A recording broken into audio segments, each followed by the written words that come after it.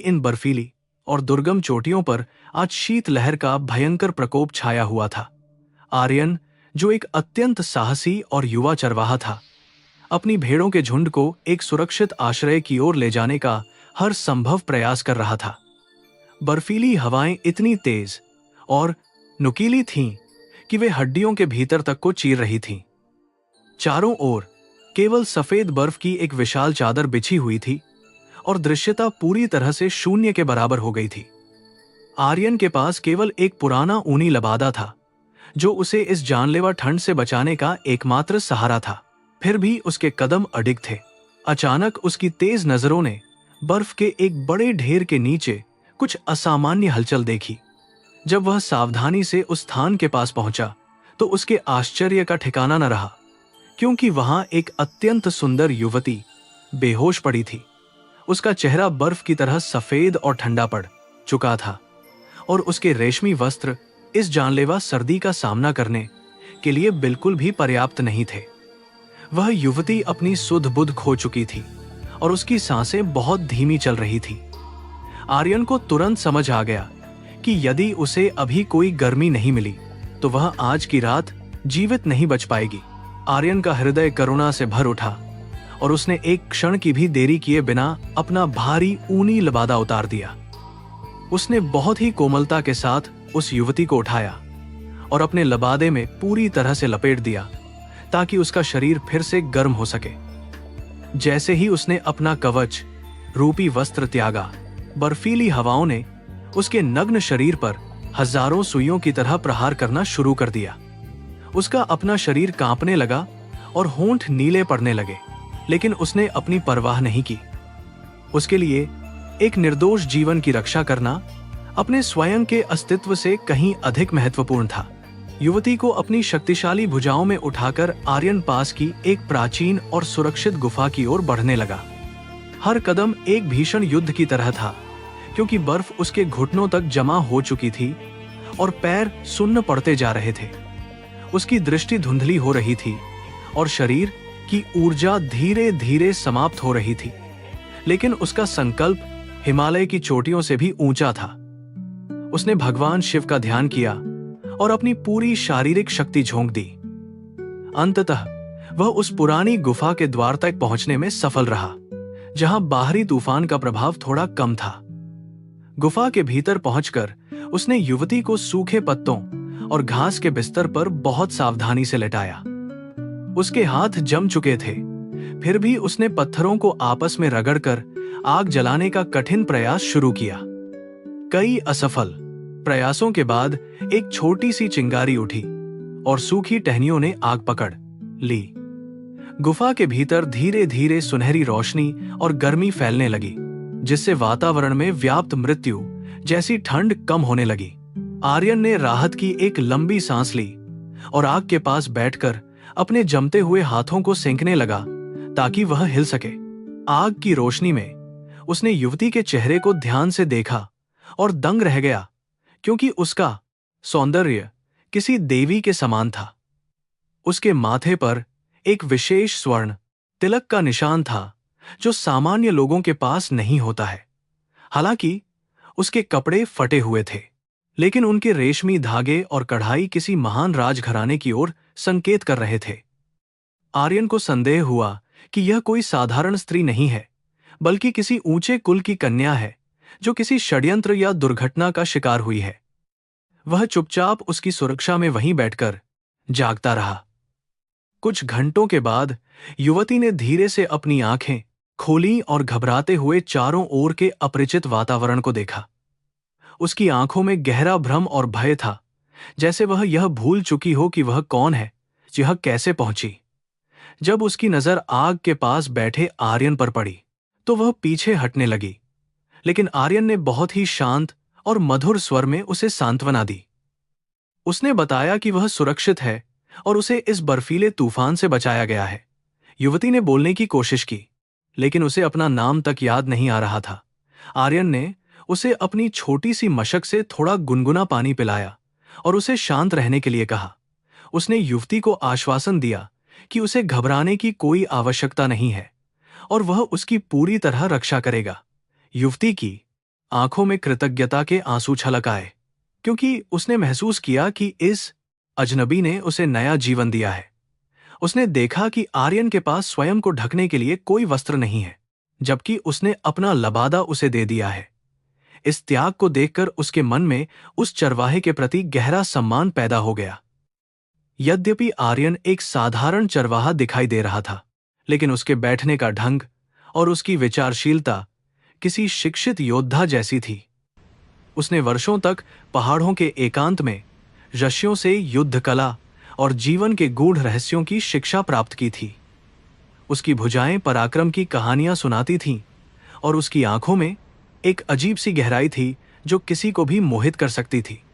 वह जानता था कि इस युवती की स्मृति का जाना किसी बड़ी घटना का परिणाम है। उसने निर्णय लिया कि वह इस रहस्य की जड़ तक पहुंचकर ही दम लेगा। रात जैसे जैसे और गहरी होती गई, गुफा के बाहर तूफान ने और भी विकराल रूप धारण कर लिया था।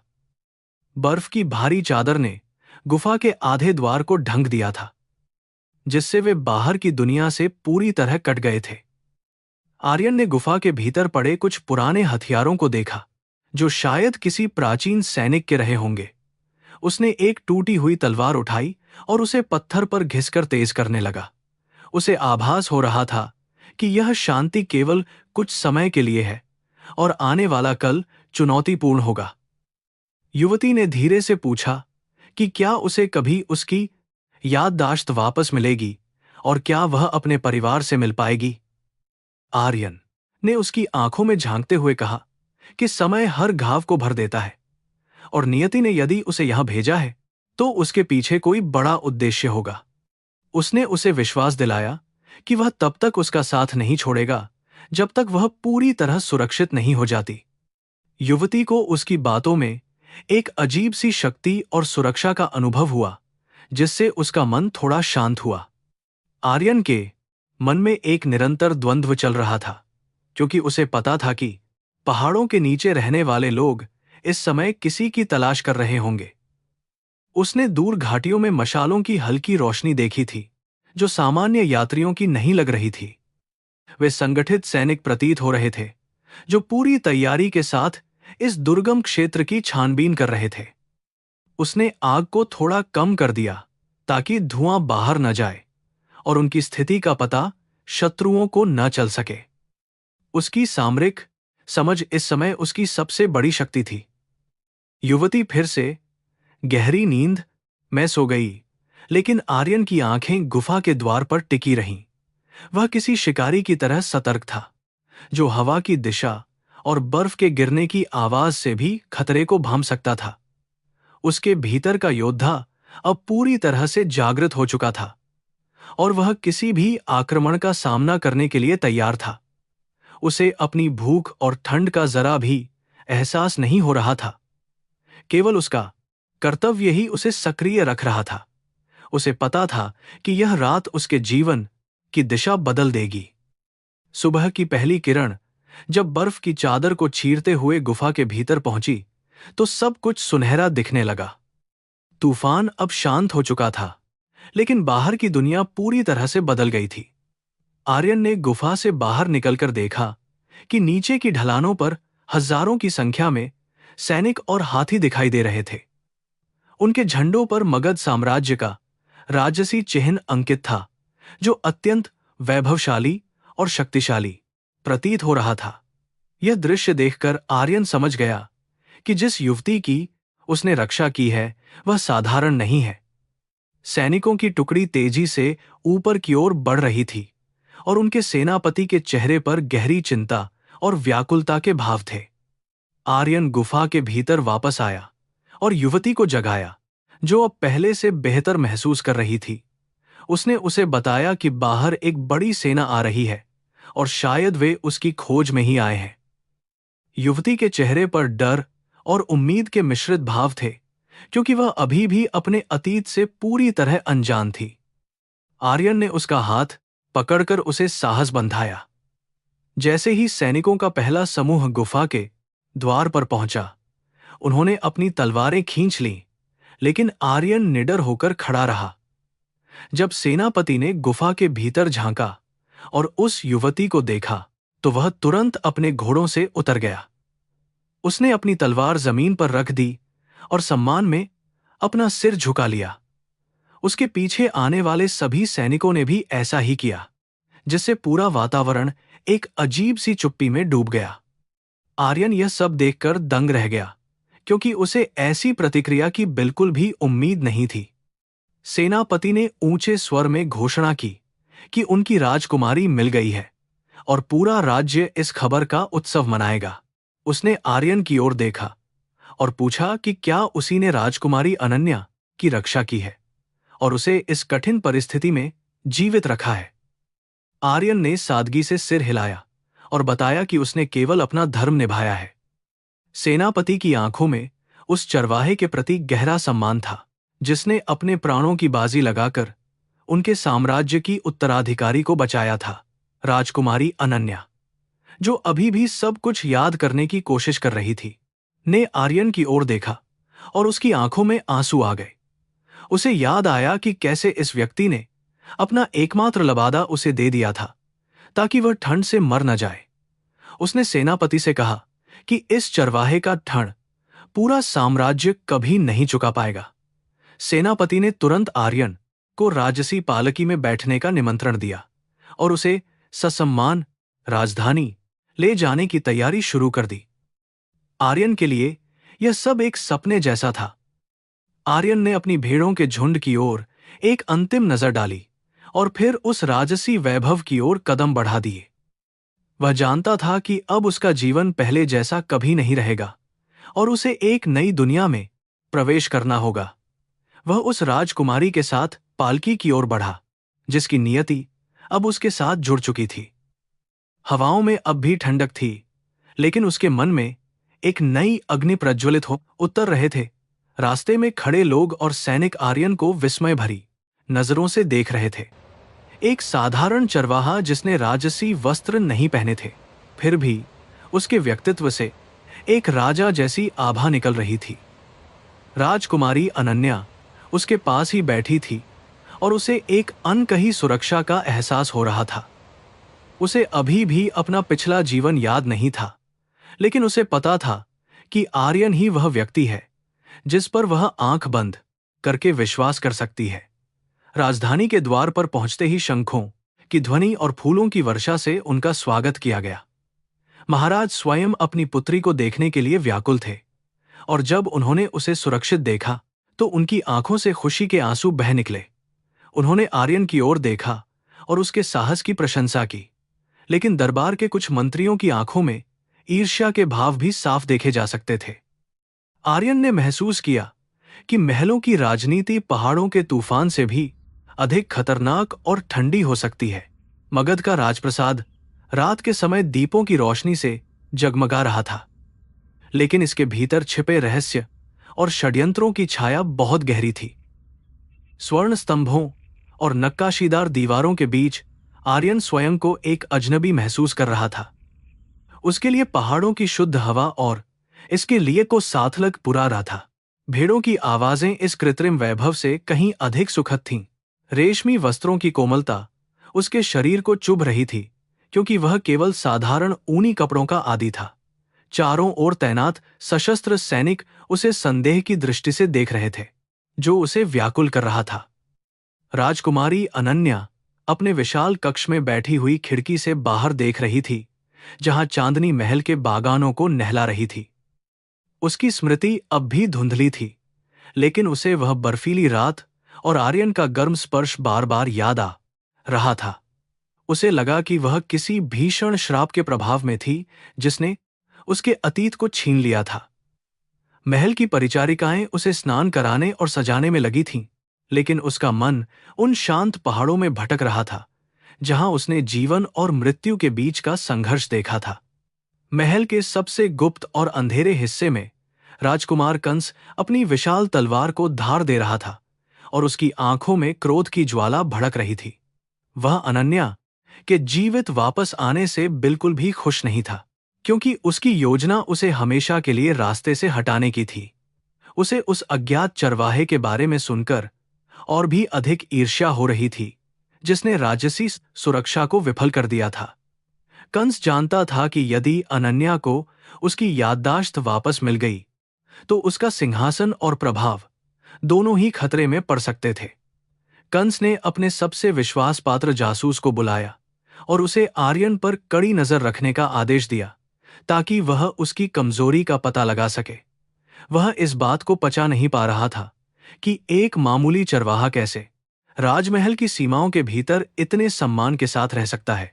उसके मन में एक क्रूर योजना आकार ले रही थी, जिससे वह आर्यन को अपमानित कर सके और उसे राज्य से बाहर निकाल सके। कंस की महत्वाकांक्षा उसे किसी भी हद तक जाने के लिए प्रेरित कर रही थी, चाहे वह अधर्म ही क्यों न हो। उसी रात आर्यन को एक बहुत ही विचित्र और डरावना सपना आया, जिसमें वह खुद को एक विशाल ग्लेशियर के बीच फंसा हुआ देख रहा था। सपने में एक प्राचीन ऋषि प्रकट हुए और उन्होंने उसे एक रहस्यमयी श्राप के बारे में चेतावनी दी, जो सदियों से मगध साम्राज्य पर मंडरा रहा था। ऋषि ने बताया कि जिस युवती की उसने रक्षा की है, वह केवल एक राजकुमारी नहीं, बल्कि एक दिव्य शक्ति की संवाहक है। इस सपने ने आर्यन के मन में कई अनुत्तरित प्रश्न छोड़ दिए और उसकी नींद अचानक टूट गई। आर्यन गुफा की उस रात को याद करने लगा जब उसने पहली बार अनन्या को देखा था और कैसे प्रकृति ने उसे बचाने का अवसर दिया था।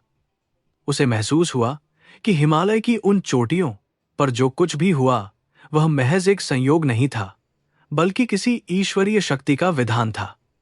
ग्लेशियर का वह श्राप जिसका उल्लेख सपने में हुआ था, शायद उस महान शीत युद्ध से जुड़ा था जो प्राचीन ग्रंथों में वर्णित है।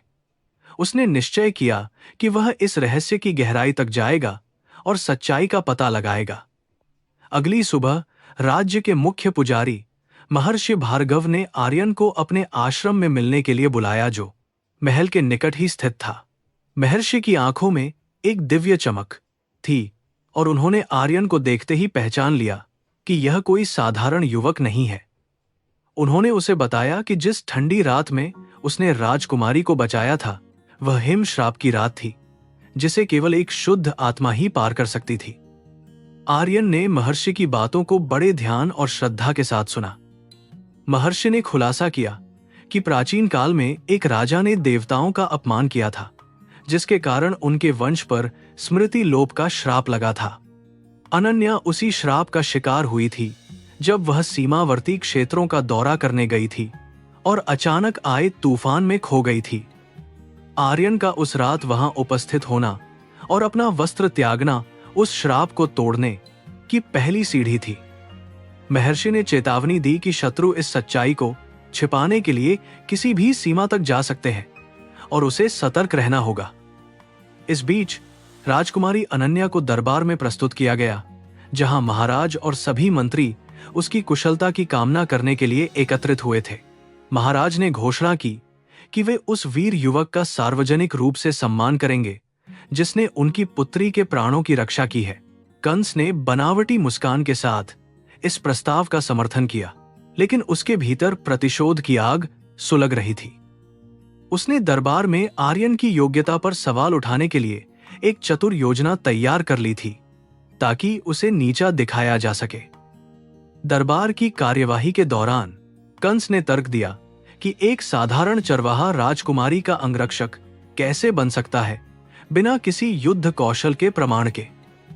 उसने सुझाव दिया कि आर्यन को अपनी वीरता साबित करने के लिए शाही सेना के सबसे कुशल योद्धाओं के साथ द्वंद्व युद्ध करना चाहिए।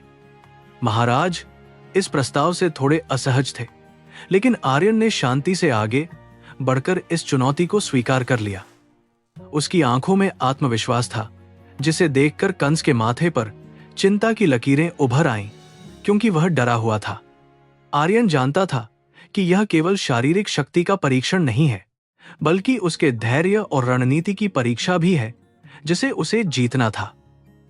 उसने पहाड़ों में रहते हुए जंगली जानवरों और कठिन परिस्थितियों से लड़ना सीखा था, जो किसी भी किताबी युद्ध कला से कहीं अधिक श्रेष्ठ था।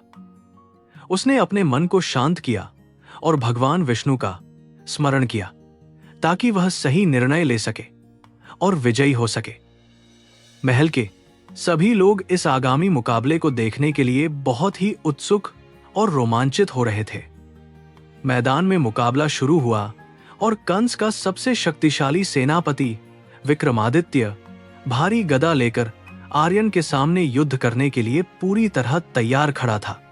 विक्रमादित्य की शारीरिक संरचना डरावनी थी और उसने कई युद्धों में विजय प्राप्त की थी, जिससे वह बहुत अधिक अहंकारी हो गया था। आर्यन के पास केवल एक लकड़ी का डंडा था, जिसे देखकर दरबार के लोग हंसने लगे और उसे मूर्ख समझने लगे। हालांकि आर्यन की शांत मुद्रा ने कुछ अनुभवी योद्धाओं को सोचने पर मजबूर कर दिया कि वह क्या करेगा। जैसे ही विक्रमादित्य ने प्रहार किया, आर्यन बहुत ही फुर्ती से किनारे हट गया और उसने अपनी गति का उपयोग उसके संतुलन को बिगाड़ने के लिए किया। उसने एक के बाद एक कई हमलों को बड़ी चतुराई से टाला और अपने प्रतिद्वंद्वी की कमजोरी का सूक्ष्मता से निरीक्षण किया। जब विक्रमादित्य थकने लगा और उसके हमले धीमे पड़ गए, तब आर्यन ने एक सटीक वार किया जिसने सेनापति को जमीन पर गिरा दिया। पूरा दरबार इस दृश्य को देखकर सन्न रह गया और चारों ओर सन्नाटा छा गया। राजकुमारी अनन्या ने अपनी सीट से उठकर तालियां बजाईं और उसकी आंखों में आर्यन के लिए गर्व और प्रेम की चमक साफ दिखाई दे रही थी।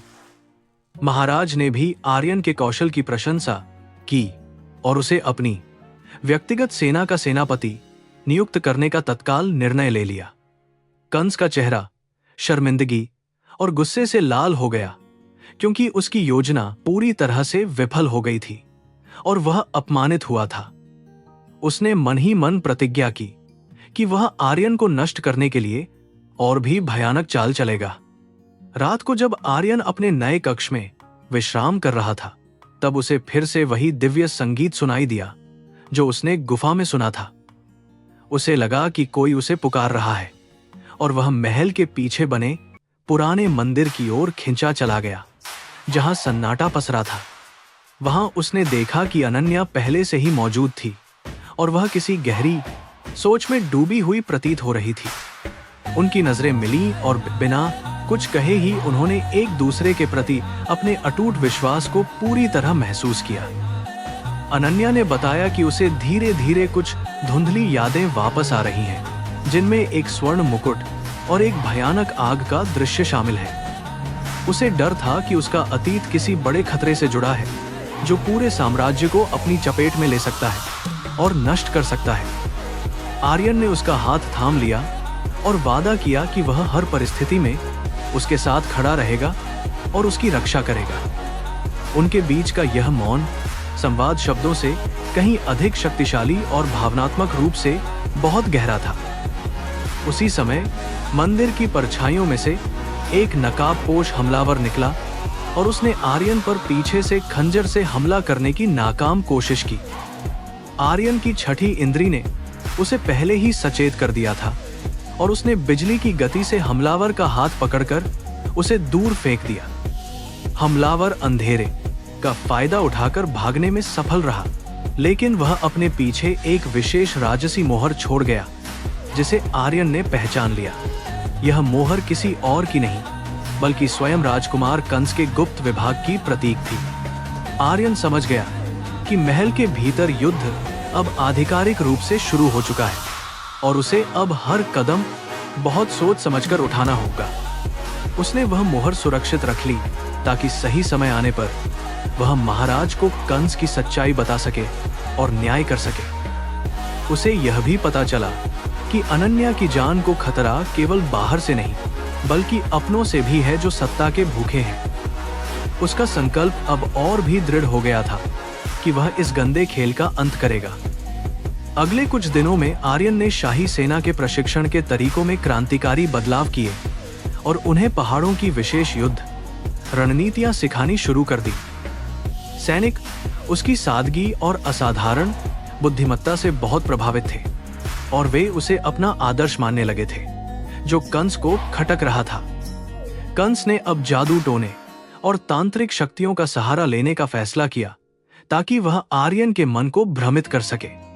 उसने हिमालय के एक कुख्यात तांत्रिक को गुप्त रूप से राजधानी में बुलाने का संदेश भेजा। तांत्रिक का आगमन महल में एक अशुभ ऊर्जा लेकर आया और अचानक से महल के भीतर अजीबोगरीब घटनाएं घटने लगीं जो सबको डरा रही थीं। लोग कहने लगे कि ग्लेशियर का श्राप अब राजधानी तक पहुंच गया है और यह सब उस अजनबी चरवाहे के आने के कारण हुआ है। आर्यन को पता था कि यह सब उसे बदनाम करने की एक साजिश है, लेकिन वह विचलित नहीं हुआ और अपने पथ पर डटा रहा। उसने महर्षि भार्गव से संपर्क किया ताकि वह इन नकारात्मक शक्तियों का डटकर मुकाबला कर सके। जब सूर्य की पहली स्वर्ण किरणें हिमालय की धवल चोटियों को स्पर्श करने लगी, तब घाटी के नीचे से आने वाली विशाल सेना की आहट स्पष्ट सुनाई देने लगी। आर्यन ने अपनी गहरी आंखों से देखा कि मगध साम्राज्य के हजारों अश्वारोही और पैदल सैनिक एक कतार में ऊपर की ओर बढ़ रहे थे। उनकी सुनहरी ढालों और लंबी भालों पर पड़ती रोशनी एक अद्भुत दृश्य उत्पन्न कर रही थी, जो मानो वह स्वयं उस दुर्गम पर्वत का रक्षक हो। सेनापति रुद्र प्रताप ने जब गुफा के पास पहुंचकर उस शांत युवक और उसके पीछे खड़ी युवती को देखा, तो उनके चेहरे पर विस्मय के भाव उभर आए।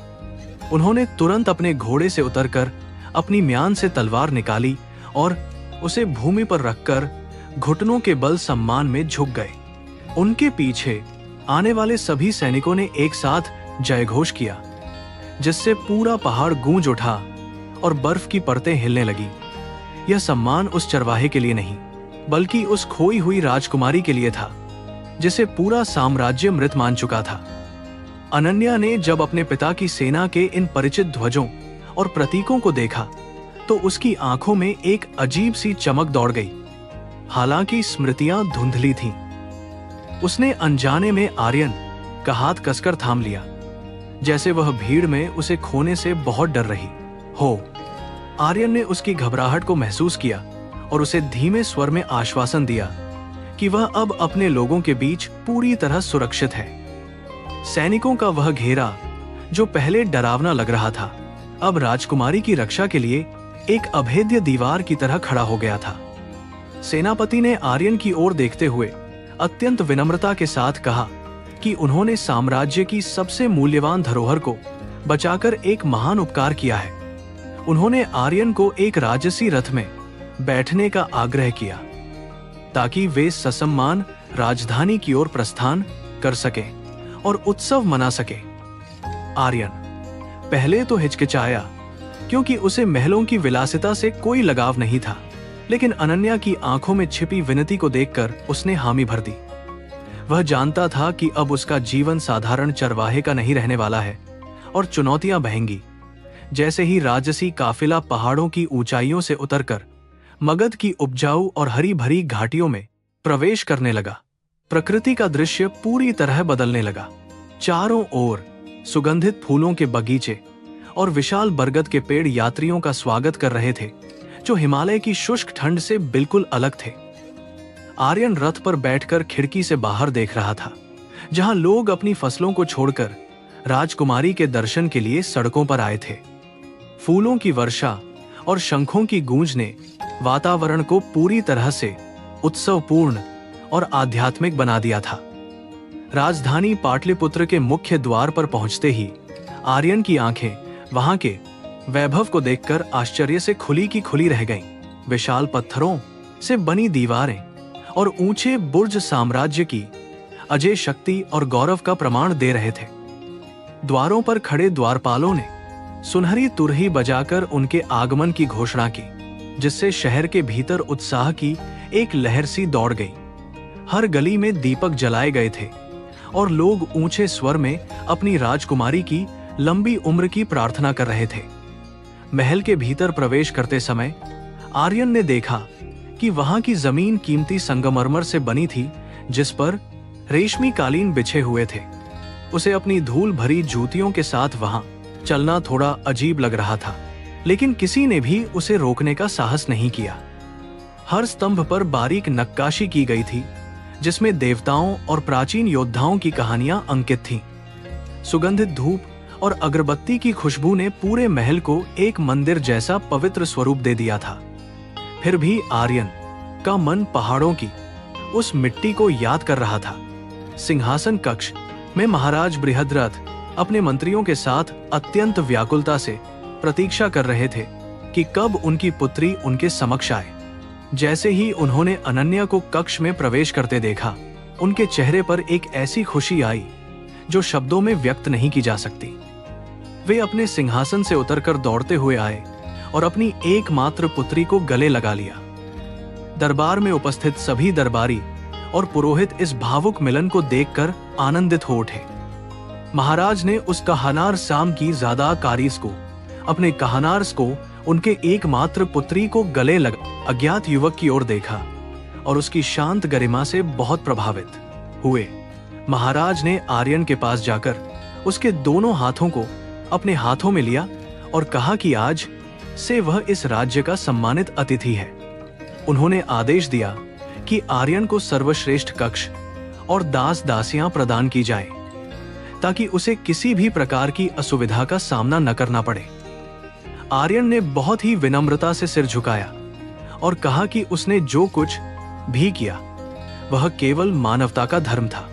उसकी इस निस्वार्थ भावना ने महाराज के मन में उसके प्रति और भी अधिक विश्वास और गहरा सम्मान पैदा कर दिया। हालांकि दरबार के एक कोने में खड़ा राजकुमार कंस इस पूरे दृश्य को बड़ी ही घृणा और ईर्ष्या की नजरों से देख रहा था। उसे आर्यन की सादगी में एक छिपा हुआ खतरा महसूस हो रहा था, जो उसके भविष्य की योजनाओं को मिट्टी में मिला सकता था।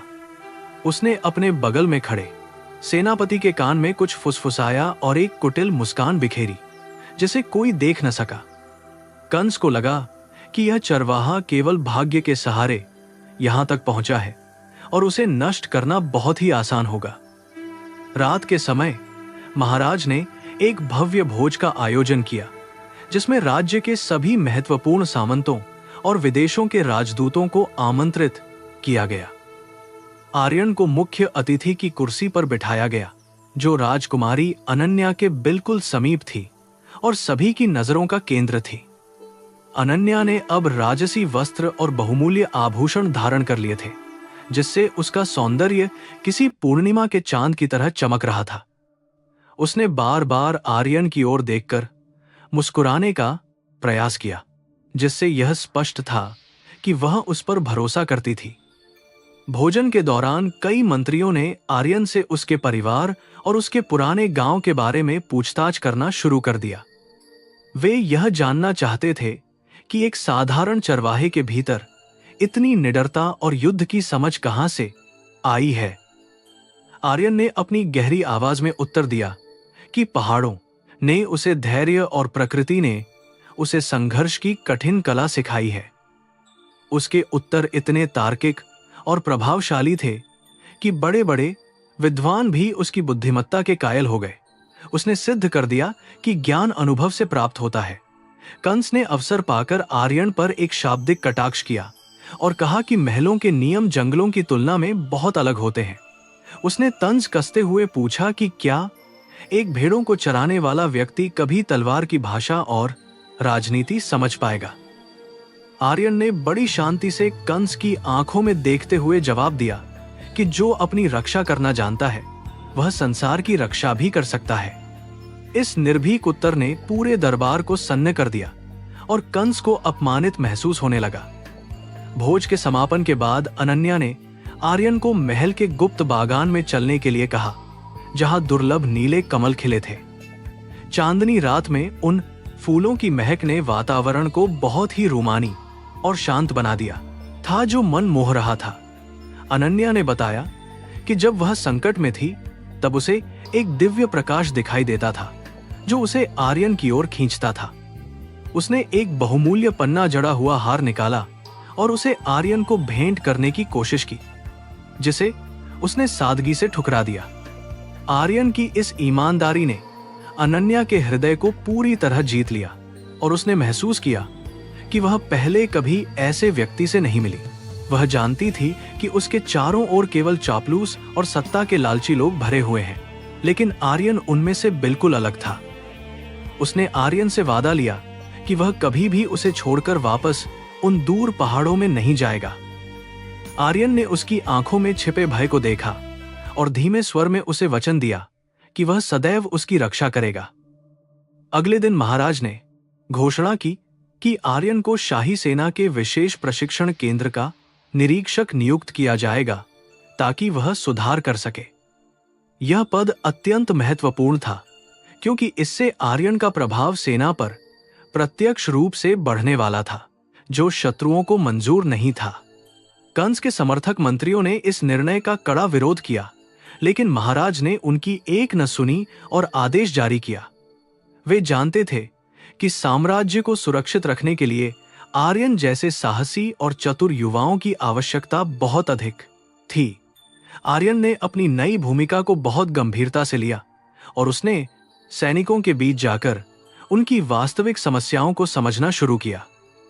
उसने देखा कि सेना में अनुशासन की कमी थी और वे केवल दिखावटी युद्ध अभ्यास में विश्वास रखते थे, जो खतरनाक था। उसने उन्हें सिखाया कि युद्ध केवल शक्ति से नहीं, बल्कि मानसिक संतुलन और दुश्मन की चाल को भांपने से जीता जाता है। सैनिकों ने शुरू में उसका मजाक उड़ाया, लेकिन जब उसने अपनी शक्ति दिखाई तो वे उसके मुरीद हो गए। इसी बीच महल के पुस्तकालय में छिपे कुछ पुराने तालपत्रों से एक नया रहस्य उभरकर सामने आया जो आर्यन के अतीत से जुड़ा था। एक वृद्ध ग्रंथपाल ने आर्यन को बताया कि 20 साल पहले एक ऐसा ही बालक नदी में बहता हुआ मिला था जिसके कंधे पर चिन्ह था। आर्यन ने जब यह सुना तो उसके शरीर में एक सिहरन सी दौड़ गई, क्योंकि उसके कंधे पर भी वही जन्मजात चिन्ह मौजूद था। उसे अब लगने लगा कि उसका मगध साम्राज्य से नाता केवल एक संयोग नहीं था। उधर कंस ने अपनी हार को स्वीकार नहीं किया था और वह अब एक बहुत ही भयानक काले जादू का सहारा लेने की तैयारी कर रहा था। उसने एक गुप्त गुफा में तांत्रिक अनुष्ठान शुरू कर दिया ताकि वह आर्यन की मानसिक शक्ति को नष्ट कर सके और उसे डरा सके। धुएं के बीच से एक काली छाया प्रकट हुई जिसने आर्यन के विनाश का संकल्प लिया और उसे मारने की शपथ ली। कंस की हंसी महल की सुनसान गलियों में गूंज उठी, जो किसी आने वाली महान विपत्ति का अशुभ संकेत थी। आर्यन को अचानक एक अज्ञात बेचैनी महसूस होने लगी और उसने महसूस किया कि कोई अदृश्य शक्ति उसे चारों ओर से घेर रही है। उसने अपने गले में लटके हुए उस छोटे से रुद्राक्ष को छुआ जो उसे बचपन में एक वृद्ध सन्यासी ने दिया था। उस रुद्राक्ष से एक गर्म ऊर्जा निकली जिसने उस नकारात्मक प्रभाव को तुरंत नष्ट कर दिया और उसे मानसिक शांति प्रदान की। उसे समझ आ गया कि शत्रु अब सीमाओं को पार कर चुका है और उसे तैयार होना होगा। अनन्या ने देखा कि आर्यन के चेहरे पर चिंता की लकीरें हैं और उसने उससे इसका कारण पूछा, लेकिन उसने उसे बताना उचित नहीं समझा। उसने केवल इतना कहा कि कुछ बादल केवल धूप को छिपाने के लिए आते हैं, लेकिन वे सूर्य को रोक नहीं सकते। अनन्या ने उसे एक गुप्त सुरंग के बारे में बताया जो महल के प्राचीन मंदिर से सीधे घने जंगल की ओर निकलती थी। उसने कहा कि यदि कभी कोई संकट आए तो वे इस गुप्त मार्ग का उपयोग कर सकते हैं। दिन भर की थकान के बाद आर्यन जब अपने कक्ष की खिड़की पर खड़ा था, उसने देखा कि दूर पहाड़ों पर फिर से तूफान उठ रहा था। उसे लगा कि वह तूफान उसे वापस बुला रहा है, जैसे कोई अधूरा काम उसे अपनी नियति की याद दिला रहा हो। उसने अपनी तलवार की धार को छुआ और महसूस किया कि अब वह केवल एक चरवाहा नहीं, बल्कि एक रक्षक है। उसकी नियति ने उसे एक ऐसे मार्ग पर खड़ा कर दिया था जहां से मुड़ना असंभव था। राजकुमारी अनन्या ने उस रात अपने कक्ष में भगवान विष्णु की मूर्ति के सामने एक अखंड ज्योति प्रज्वलित की और आर्यन की प्रार्थना की। उसे आभास हो रहा था कि आने वाला कल मगध के इतिहास को हमेशा के लिए बदल देगा और कई नए सत्य सामने आएंगे। महल के प्रहरी अपनी ड्यूटियां बदल रहे थे और चारों ओर एक भारी खामोशी व्याप्त थी जो तूफान से पहले की शांति थी।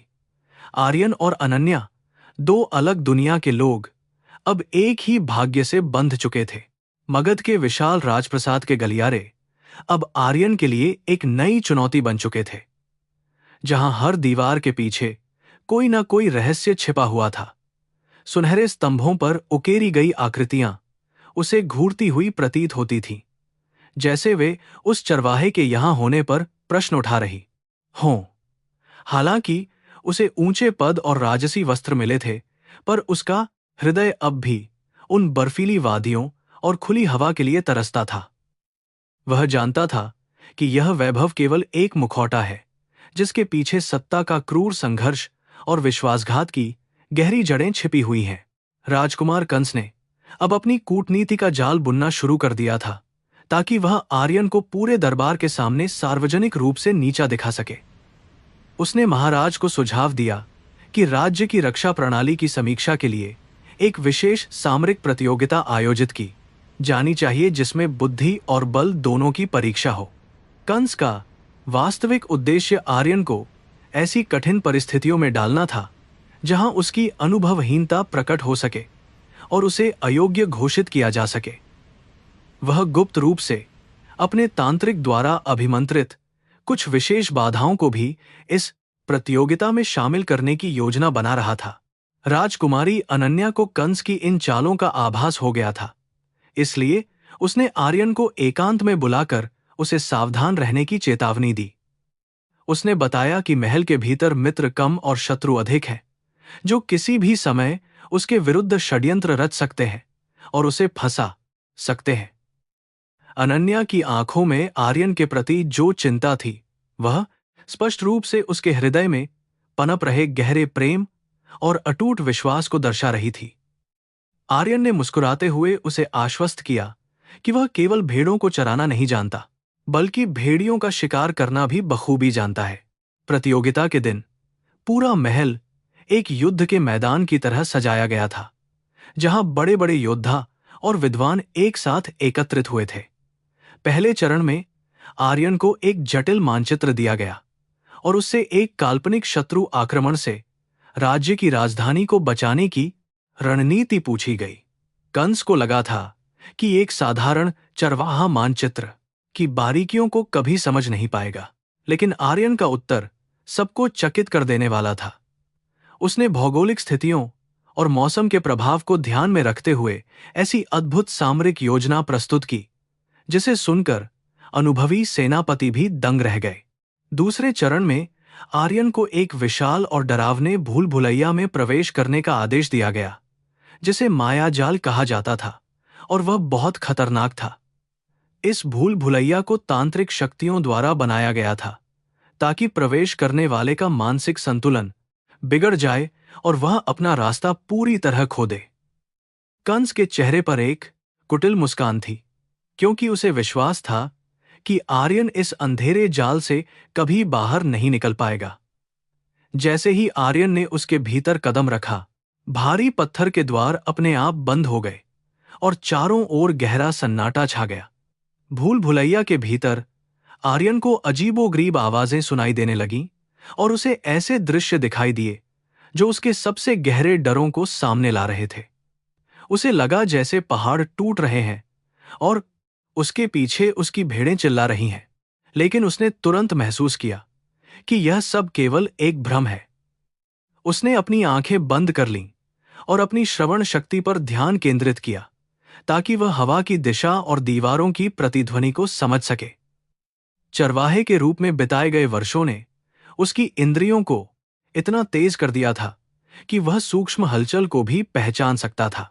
अचानक एक दीवार से आग की लपटें निकलीं और उसके सामने एक विशाल मायावी बाघ प्रकट हुआ, जो अत्यंत डरावना और हिंसक लग रहा था।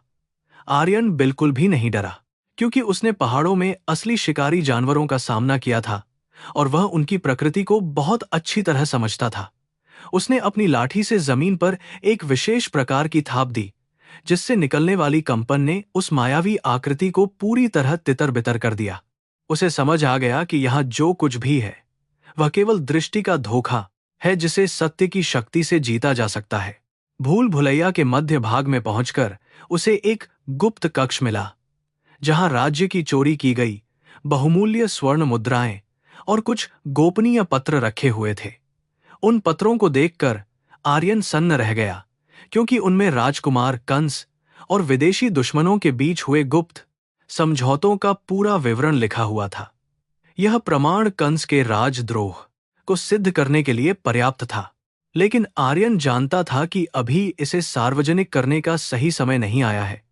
उसने बहुत ही सावधानी से उन महत्वपूर्ण दस्तावेजों को अपने पास रख लिया और बाहर निकलने का मार्ग खोजने लगा। तांत्रिक ने अपनी शक्तियों का उपयोग करके भूल भुलैया की दीवारों को हिलाना शुरू कर दिया ताकि आर्यन मलबे के नीचे दबकर मर जाए और कोई सुराग न बचे।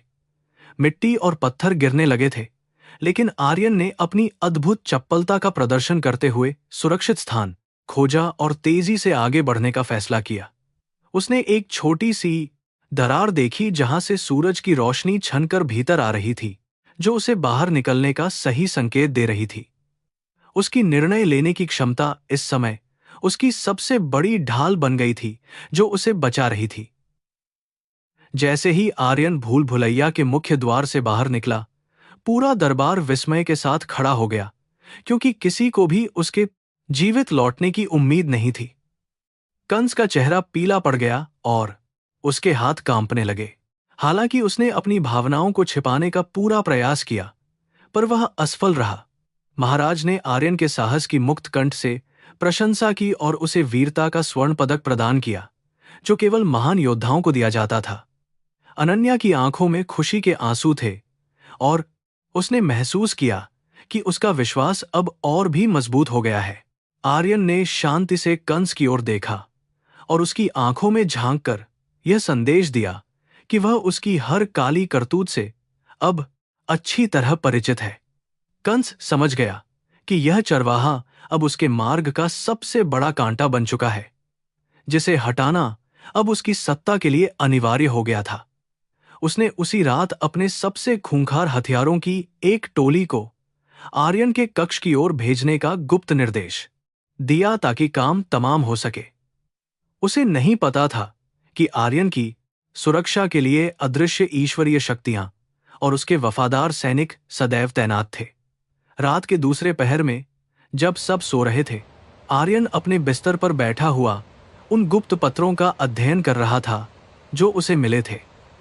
उसे पता चला कि कंस ने अगले पूर्णिमा की रात को महाराज की हत्या कर स्वयं को राजा घोषित करने की पूरी तैयारी कर ली थी। इस षड्यंत्र का जाल इतना गहरा था कि इसमें दरबार के कई ऊंचे अधिकारी और रक्षक भी शामिल थे, जो धन के लालच में बिक गए थे। आर्यन ने तुरंत अपनी रणनीति बनाई कि कैसे वह इस विनाशकारी योजना को विफल करेगा और मगध के सम्मान की रक्षा करेगा। उसने अपने सबसे वफादार सैनिकों को गुप्त रूप से बुलाया और उन्हें अलग अलग दिशाओं में महत्वपूर्ण स्थानों की निगरानी करने के लिए तैनात कर दिया ताकि वे सतर्क रहें। उसने उन्हें आदेश दिया कि वे किसी भी संदिग्ध गतिविधि की सूचना उसे तुरंत दें और महाराज की सुरक्षा को किसी भी स्थिति में कमजोर न होने दें। सैनिकों ने आर्यन के नेतृत्व पर पूरा भरोसा दिखाया, क्योंकि उन्होंने उसकी वीरता और बुद्धिमत्ता को स्वयं अपनी आंखों से देखा और महसूस किया था। वे अब अपने नए सेनापति के लिए अपने प्राण तक न्योछावर करने को पूरी तरह तैयार थे। अगली सुबह आर्यन ने महल के प्रशिक्षण मैदान में जाकर सैनिकों को युद्ध की ऐसी तकनीकें सिखानी शुरू कीं जो उन्होंने पहले कभी नहीं देखी थीं। उसने उन्हें सिखाया कि कैसे कम संख्या में होते हुए भी एक बड़ी सेना को गुरिल्ला युद्ध के माध्यम से हराया जा सकता है और जीत हासिल की जा सकती है। उसकी आवाज में एक ऐसा अधिकार और आत्मविश्वास था कि साधारण सैनिक भी खुद को अजय योद्धा महसूस करने लगे थे और उनका मनोबल बढ़ गया था। उसने यह सुनिश्चित किया कि हर सैनिक का मानसिक और शारीरिक स्तर इतना ऊंचा हो कि वे किसी भी संकट का सामना कर सकें। इसी बीच राजकुमारी अनन्या और आर्यन के बीच का प्रेम और भी प्रगाढ़ होता गया। हालांकि उन्होंने इसे राजसी मर्यादा के कारण सबके सामने प्रकट नहीं किया। वे अक्सर महल के पुस्तकालय या शांत बागानों में मिलते थे, जहां वे राज्य के भविष्य और अपने सपनों के बारे में गहरी चर्चा करते थे। अनन्या ने आर्यन को बताया कि उसे अब अपनी स्मृति के कुछ अंश वापस मिल रहे हैं, जिनमें एक पुराने मंदिर का रहस्य छिपा हुआ है। उसने कहा कि वह मंदिर उसी स्थान पर है जहां आर्यन ने उसकी जान बचाई थी, और वहां कुछ है। आर्यन ने निश्चय किया कि वह अनन्या के साथ उस स्थान पर दोबारा जाएगा ताकि वे उस प्राचीन रहस्य की तह तक पहुंच सकें जो उनके भाग्य से जुड़ा था। उसने महाराज से अनुमति ली कि वे राजकुमारी की स्मृति को पूरी तरह वापस लाने के लिए एक छोटी यात्रा पर जाना चाहते हैं, जो उनके स्वास्थ्य के लिए भी अच्छी होगी। महाराज ने आर्यन पर भरोसा करते हुए उन्हें जाने की आज्ञा दे दी, लेकिन उन्होंने उनकी सुरक्षा के लिए विशेष रक्षकों को साथ भेजने का सुझाव दिया। आर्यन ने बहुत ही विनम्रता से केवल अपने विश्वासपात्र सैनिकों को साथ ले जाने का विकल्प चुना। कंस को जब इस यात्रा के बारे में पता चला तो उसने इसे आर्यन को खत्म करने का सबसे अच्छा अवसर माना, क्योंकि जंगल में कोई कानून नहीं होता। उसने अपने सैनिकों को आदेश दिया कि वे रास्ते में घात लगाकर हमला करें और राजकुमारी को सुरक्षित वापस लाकर उस चरवाहे को हमेशा के लिए दफन कर दें। उसे लगा कि वह एक तीर से दो शिकार करेगा, एक तो आर्यन का अंत और दूसरा अनन्या को अपने नियंत्रण में करना, जिससे सत्ता मिले। उसकी क्रूरता अब अपनी चरम सीमा पर पहुंच रही थी और वह किसी का भी खून बहाने को तैयार था। जैसे ही उनका काफिला घने जंगलों की ओर बढ़ा, प्रकृति का सौंदर्य और उसकी शांति एक अजीब सी चेतावनी दे रही थी, जो आर्यन को स्पष्ट रूप से महसूस हो रही थी। उसने महसूस किया कि पेड़ों की सरसराहट और पक्षियों की अचानक खामोशी किसी बड़े खतरे की ओर इशारा कर रही है, जो उनके बहुत करीब आ रहा था। उसने अपने सैनिकों को सतर्क रहने का संकेत दिया और अनन्या को अपने घोड़े के पास ही रहने को कहा, ताकि वह उसे बचा सके। उसकी तलवार की मूठ पर उसकी पकड़ और भी मजबूत हो गई थी और वह तैयार था। अचानक झाड़ियों के पीछे से सैकड़ों तीर उनकी ओर आए, लेकिन आर्यन की पहले से की गई तैयारियों के कारण उसके सैनिकों ने अपनी ढालों से उनका बचाव किया। हमलावरों ने उन्हें चारों ओर से घेर लिया था और वे संख्या में बहुत अधिक थे, जिससे स्थिति बहुत ही तनावपूर्ण और खतरनाक हो गई थी। आर्यन ने अपने सैनिकों का नेतृत्व करते हुए जवाबी हमला किया और अपनी तलवार से शत्रुओं की पंक्तियों को चीरना शुरू कर दिया, जो अद्भुत था। उसकी युद्ध कला देखकर हमलावर घबरा गए, क्योंकि उन्होंने ऐसे पराक्रम की कल्पना भी कभी नहीं की थी। अनन्या ने देखा कि कैसे आर्यन एक रक्षक के रूप में अपनी जान जोखिम में डालकर उसकी और उसके सैनिकों की रक्षा कर रहा था, जो अविश्वसनीय था। उसे अब पूरी तरह से याद आ गया कि आर्यन केवल एक चरवाहा नहीं है, बल्कि वही बालक है जिसके साथ वह बचपन में खेला करती थी। वह बालक जिसे एक षड्यंत्र के तहत महल से बाहर फेंक दिया गया था और जिसे मृत मान लिया गया था, पर वह जीवित रहा। यह एहसास होते ही अनन्या की आंखों से आंसू बहने लगे और उसने मन ही मन ईश्वर को धन्यवाद दिया। युद्ध के बीच में ही आर्यन ने उस हत्यारे के सरदार को पकड़ लिया जिसने कंस के आदेश पर यह हमला किया था, और उससे सच उगलवा लिया। उसे पता चला कि कंस न केवल महाराज को मारना चाहता है, बल्कि वह पड़ोसी राज्यों के साथ मिलकर मगध का बंटवारा करने की योजना भी बना चुका है। आर्यन ने उस सरदार को बंदी बना लिया ताकि वह उसे महाराज के सामने गवाह के रूप में पेश कर सके और न्याय करवा सके। अब उसके पास पर्याप्त सबूत थे जिससे वह उस गद्दार राजकुमार का असली चेहरा दुनिया को दिखा सके। काफिला जब वापस महल की ओर मुड़ा तो आर्यन के मन में एक नया संकल्प था कि वह इस गंदी राजनीति की सफाई करके ही दम लेगा और शांति लाएगा। उसे पता था कि अंतिम युद्ध अब बहुत करीब है और उसे अपनी सारी सामरिक शक्ति को एकजुट करना होगा ताकि सत्य की जीत हो सके। उसने अनन्या की ओर देखा और उसके चेहरे की मुस्कान ने उसे वह सारी ऊर्जा प्रदान की जिसकी उसे इस कठिन मार्ग पर आवश्यकता थी। मगध का भाग्य अब अपने असली उत्तराधिकारी के हाथों में सुरक्षित होने के करीब पहुंच रहा था। महल की दीवारों के भीतर लौटते ही आर्यन को वातावरण में एक भारीपन का अनुभव हुआ, जैसे नियति स्वयं उसके कानों में कुछ फुसफुसा रही हो। वन में हुए घातक हमले ने यह सिद्ध कर दिया था कि अब केवल तलवारों से युद्ध नहीं लड़ा जाएगा, बल्कि सत्य की मशाल जलानी होगी। उसने पकड़े गए गुप्तचरों को कड़ी सुरक्षा में रखा और सीधे महर्षि भार्गव के प्राचीन आश्रम की ओर चल पड़ा। उसे अपने अतीत के उन धुंधले पन्नों को खोलना था जो अब तक उसके जीवन के सबसे बड़े रहस्य बने हुए थे और परेशान कर रहे थे। महर्षि भार्गव अपने ध्यान में लीन थे जब आर्यन ने उनके चरणों में सिर झुकाया और अपनी यात्रा के दौरान हुए चमत्कारों के बारे में बताया। महर्षि ने शांत भाव से आर्यन के दाहिने कंधे की ओर संकेत किया और उसे अपना ऊपरी वस्त्र हटाने का आदेश दिया। जैसे ही आर्यन ने अपना लबादा हटाया, वहां एक दिव्य और स्पष्ट कमल का चिन्ह चमक रहा था, जो केवल सूर्यवंशी राजाओं के शरीर पर ही पाया जाता था। यह देखकर महर्षि की आंखों में गर्व और संतोष के मिश्रित भाव उभर आए, जो प्राचीन सत्य को आज पूरी तरह प्रमाणित कर रहे थे। महर्षि ने कांपती आवाज में बताया कि 20 वर्ष पूर्व एक भीषण रक्तपात के दौरान रानी ने अपने नवजात पुत्र को सुरक्षित रखने के लिए एक वफादार सैनिक को सौंप दिया था। उस सैनिक ने बालक को टोकरी में रखकर पवित्र नदी में बहा दिया था ताकि वह काल के क्रूर हाथों से बच सके। नियति ने उस बालक को हिमालय की तलहटी में रहने वाले एक दयालु चरवाहे तक पहुंचाया, जहां वह सादगी और शक्ति के साथ बड़ा हुआ। वह बालक कोई और नहीं बल्कि स्वयं आर्यन था, जो अब अपने खोए हुए साम्राज्य में वापस आ गया था। इस सत्य को सुनकर आर्यन का मन गहरे द्वंद्व में डूब गया, क्योंकि वह अब तक स्वयं को एक साधारण चरवाहा ही मानता आया था।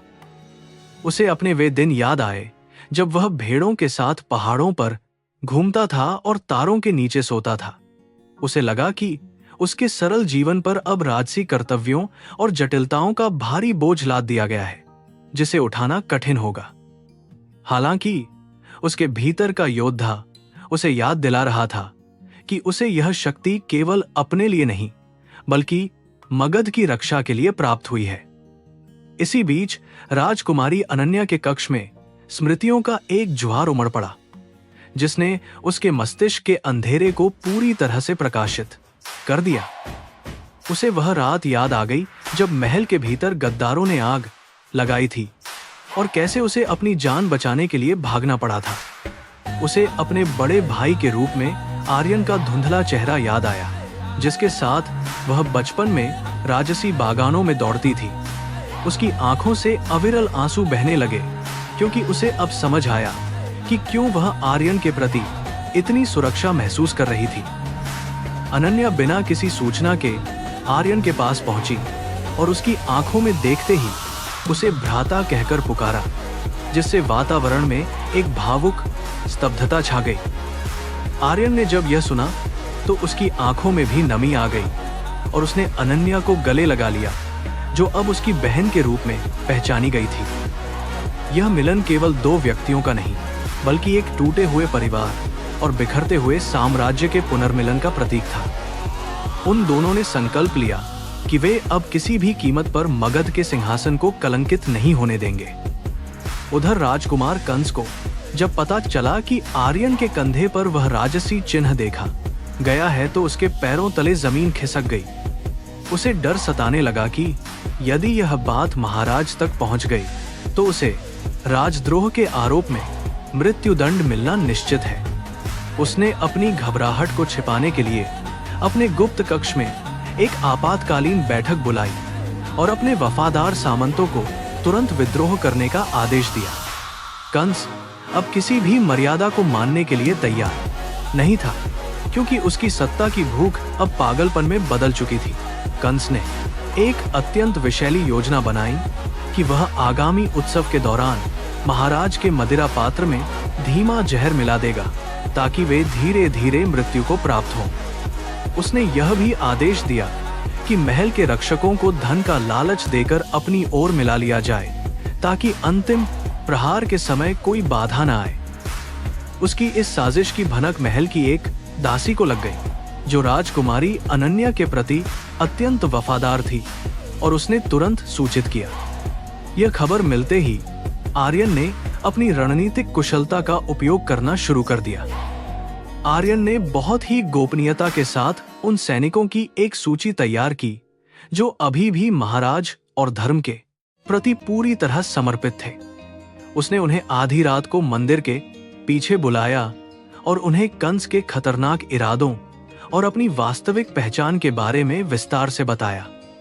सैनिकों ने जब अपने असली राजकुमार को जीवित देखा तो उनके भीतर एक नई ऊर्जा और वीरता का संचार हुआ जो पहले कभी नहीं था। उन्होंने तलवारें ऊंची करके शपथ ली कि वे आर्यन के नेतृत्व में मगध को गद्दारों से मुक्त कराकर ही चैन लेंगे। राजकुमारी अनन्या ने भी अपनी भूमिका निभाई और महल की महिलाओं के बीच जाकर उन्हें मानसिक रूप से किसी भी स्थिति के लिए तैयार रहने को कहा। उसने महाराज को धीरे धीरे कंस की गतिविधियों के बारे में सचेत करना शुरू किया। हालांकि महाराज अपने भतीजे पर अटूट विश्वास करते थे। अनन्या ने उन्हें वे गुप्त पत्र दिखाए जो आर्यन को भूल भुलैया में मिले थे, जिससे महाराज की आंखों पर बंधी विश्वास की पट्टी धीरे धीरे हटने लगी।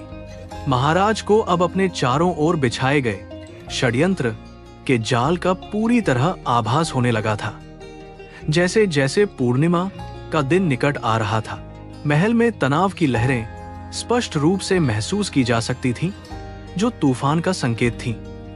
आर्यन ने अपनी पुरानी चरवाहे वाली वेशभूषा त्याग दी और अब वह एक तेजस्वी राजकुमार के रूप में सुनहरे कवच में सुसज्जित रहने लगा था।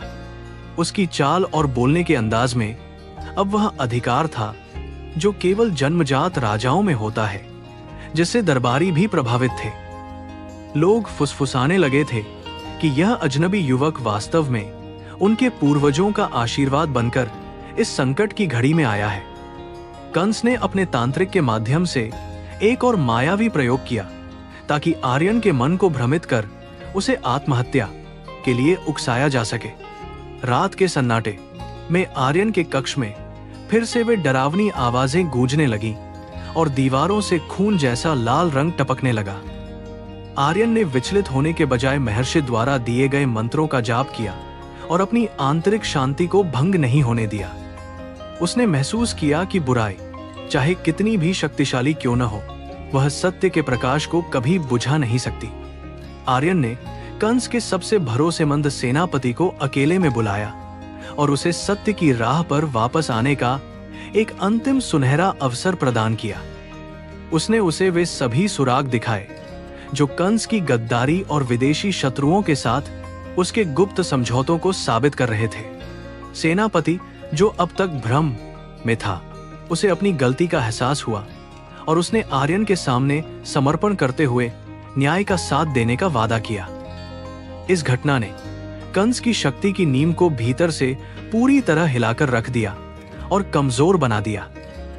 उत्सव की रात जब पूरा महल रोशनी और संगीत से सराबोर था, तब भीतर एक शांत लेकिन अत्यंत घातक युद्ध की तैयारी चल रही थी।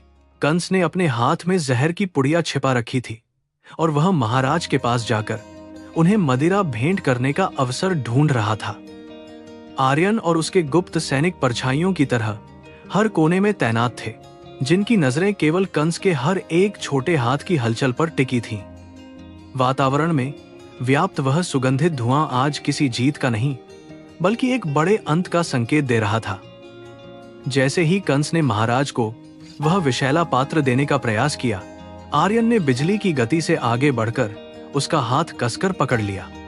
पूरे दरबार में अचानक सन्नाटा छा गया और संगीतकारों के हाथ अपने वाद्य यंत्रों पर ही रुक गए, क्योंकि यह एक बहुत बड़ा अपमान था। आर्यन ने कंस की आंखों में देखते हुए ऊंचे स्वर में घोषणा की कि यह मदिरा नहीं, बल्कि मगध के राजा की हत्या का एक कायरतापूर्ण प्रयास है। महाराज आश्चर्यचकित होकर अपनी जगह से खड़े हो गए और उन्होंने स्पष्टीकरण की मांग की जो जरूरी था। कंस ने घबराते हुए खुद को बेगुनाह बताने की कोशिश की, लेकिन तभी आर्यन ने वह जहरीली पुड़िया सबके सामने दिखाई जो उसके कपड़ों से गिरी थी। पकड़े गए गुप्तचरों को भी दरबार में लाया गया, जिन्होंने कंस के आदेशों और उसकी पूरी साजिश का कच्चा चिट्ठा सबके सामने खोल दिया। दरबार के सभी मंत्री और सामंतिया सुनकर क्रोध से भर उठे और उन्होंने कंस को तुरंत बंदी बनाने की जोरदार मांग की। कंस ने जब देखा कि उसका भेद पूरी तरह खुल गया है, तो उसने अपनी तलवार निकाल ली। महल के भीतर अचानक अराजकता फैल गई, क्योंकि कंस के कुछ वफादार सैनिकों ने हमला कर दिया और अपने स्वामी को बचाने की कोशिश की। आर्यन ने वीरता का परिचय देते हुए अपनी तलवार म्यान से निकाली और एक ही वार में पहले हमलावर को धूल चटा दी। वह किसी सिंह की तरह शत्रुओं के बीच कूद पड़ा और अपनी असाधारण युद्ध कला से सबको आश्चर्यचकित करने लगा, जो उसने पहाड़ों में सीखी थी। अनन्या ने भी अपनी कटार निकाल ली और महाराज की सुरक्षा के लिए उनके सामने एक ढाल बनकर खड़ी हो गई। युद्ध के दौरान आर्यन का कवच थोड़ा हट गया और उसके कंधे पर वह दिव्य कमल का चिन्ह पूरी तरह से महाराज की नजरों के सामने आ गया। महाराज उसे देखते ही स्तब्ध रह गए और उन्हें अपनी रानी की वह अंतिम इच्छा याद आ गई जिसमें उन्होंने अपने पुत्र के जीवित होने की बात कही थी। उन्होंने कांपते हुए पुकारा कि क्या ये वही बालक है जिसे उन्होंने खो दिया था और जिसकी याद उन्हें हमेशा तड़पाती रही थी। आर्यन ने लड़ते हुए ही महाराज की ओर देखा और उसकी आंखों ने वह मौन सत्य पूरी तरह स्वीकार कर लिया। महाराज ने अपनी तलवार उठाई और अपने सैनिकों को आदेश दिया कि वे अपने असली युवराज आर्यन की रक्षा करें और गद्दारों को जमीन में मिला दें। यह आदेश मिलते ही युद्ध का पासा पूरी तरह पलट गया और कंस के सैनिक भयभीत होकर भागने लगे, क्योंकि वे अब हार रहे थे। कंस अकेला पड़ गया था और वह अब महल के गुप्त मार्ग की ओर भागने का प्रयास कर रहा था ताकि वह बच सके। आर्यन ने उसका पीछा किया क्योंकि वह जानता था कि न्याय तब तक पूरा नहीं होगा जब तक दोषी पकड़ा न जाए।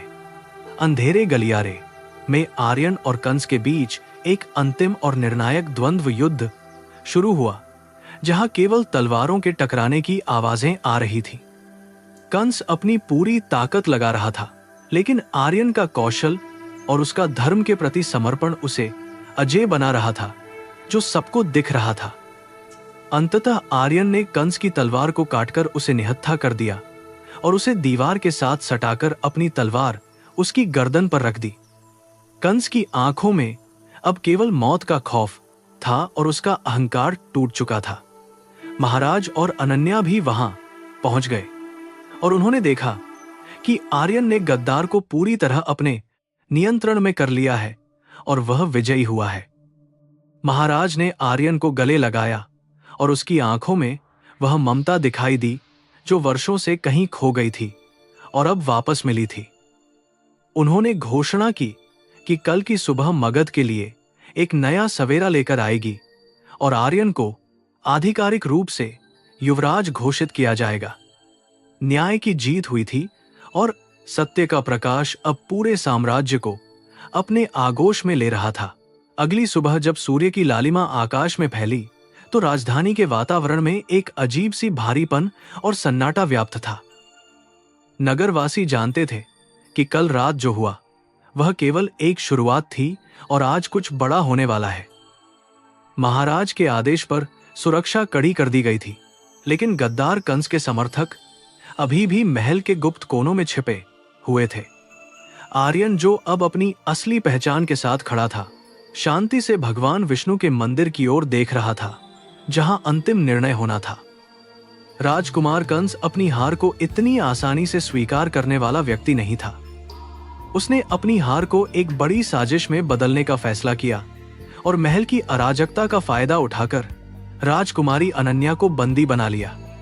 उसने उसे ऊंचे पहाड़ पर स्थित भगवान विष्णु के प्राचीन मंदिर में ले जाने का आदेश दिया, जहां से वह पूरे साम्राज्य को अपनी शर्तों पर झुका सके। उसकी आंखों में अब केवल सत्ता का पागलपन और प्रतिशोध की आग थी, जो किसी भी पवित्रता को नष्ट करने के लिए पूरी तरह से तैयार थी। जब आर्यन को पता चला कि अनन्या को कंस ने अगवा कर लिया है, तो उसका हृदय क्रोध और चिंता से भर उठा। उसने तुरंत अपनी राजसी तलवार उठाई और अपने सबसे वफादार सैनिकों की टोली को तैयार होने का आदेश दिया। उसने महाराज से वादा किया कि वह न केवल राजकुमारी को सुरक्षित वापस लाएगा, बल्कि उस अधर्मी का अंत भी करेगा जिसने मगध की शांति को भंग किया है। उसकी वीरता को देखकर सैनिकों का मनोबल 7वें आसमान पर था और वे किसी भी बलिदान के लिए मानसिक रूप से तैयार थे। पहाड़ की चढ़ाई बहुत ही कठिन और खतरनाक थी, जहां हर मोड़ पर कंस के भाड़े के सैनिक घात लगाकर बैठे हुए थे। आर्यन ने यहां अपनी पहाड़ों वाली पुरानी युद्ध नीति का उपयोग किया और अपने सैनिकों को छोटी छोटी टुकड़ियों में विभाजित कर दिया। वे चुपचाप परछाइयों की तरह आगे बढ़े और शत्रुओं को भनक लगे बिना ही उन्हें एक एक करके ठिकाने लगाने लगे। आर्यन का नेतृत्व इतना प्रभावशाली था कि उसके सैनिक बिना किसी शोर के दुश्मन की पहली रक्षा पंक्ति को भेदने में सफल रहे। जैसे ही वे मंदिर के मुख्य द्वार के निकट पहुंचे, वहां भारी संख्या में सशस्त्र रक्षक तैनात दिखाई दिए, जो किसी को भी भीतर जाने से रोकने के लिए खड़े थे। आर्यन ने सीधे आक्रमण करने के बजाय एक सामरिक चाल चली और मंदिर के पिछले हिस्से की खड़ी ढलान से चढ़ने का निर्णय लिया। यह मार्ग इतना दुर्गम था कि कंस ने वहां किसी को तैनात करने की जरूरत ही नहीं समझी थी। आर्यन और उसके जांबाज सैनिकों ने अपनी रस्सी और हुक की मदद से उस ऊंची दीवार को सफलतापूर्वक पार कर लिया। मंदिर के भीतर का दृश्य अत्यंत तनावपूर्ण था, जहां भगवान विष्णु की विशाल प्रतिमा के सामने कंस अपनी तलवार अनन्या की गर्दन पर रखकर खड़ा था। पवित्र धूप की खुशबू अब बारूद और पसीने की गंध में बदल चुकी थी, जो आने वाले विनाश का संकेत दे रही थी। अनन्या की आंखों में भय था, लेकिन जब उसकी नजर गुप्त मार्ग से आते हुए आर्यन पर पड़ी तो उसे एक नई उम्मीद और साहस का अनुभव हुआ। वह जानती थी कि उसका रक्षक अब उसे बचाने के लिए आ चुका है। कंस ने ऊंचे स्वर में अट्टहास किया और आर्यन को चुनौती दी कि यदि उसने एक कदम भी आगे बढ़ाया तो वह राजकुमारी का अंत कर देगा। आर्यन बिल्कुल शांत रहा और उसने अपनी तलवार म्यान में वापस डाल दी, जिससे कंस को लगा कि वह डर गया है। हालांकि यह आर्यन की एक सोची समझी रणनीति थी, ताकि वह कंस का ध्यान भटका सके और हमला करने का सही अवसर प्राप्त कर सके। उसने अपनी बात की शुरुआत धर्म और कर्म के उन सिद्धांतों से की जो पहाड़ों के ऋषियों ने उसे सिखाए थे। आर्यन ने बहुत ही मधुर लेकिन शक्तिशाली स्वर में कहा कि जो व्यक्ति निर्दोष स्त्री को ढाल बनाता है, वह कभी राजा कहलाने के योग्य नहीं होता। उसने कंस को याद दिलाया कि भगवान विष्णु की यह प्रतिमा देख रही है कि कैसे वह अपने ही परिवार के रक्त का प्यासा हो गया है। इन शब्दों ने कंस के भीतर छिपे हुए अपराधबोध को थोड़ा झकझोर दिया, जिससे उसकी पकड़ अनन्या पर थोड़ी ढीली पड़ गई। उसी क्षण का लाभ उठाते हुए आर्यन ने अपनी कमर से एक छोटा पत्थर निकालकर कंस के हाथ पर सटीक वार किया। चोट लगते ही कंस की तलवार उसके हाथ से छूटकर दूर गिर गई और अनन्या फुर्ती से दूर भागकर आर्यन के पीछे छिप गई।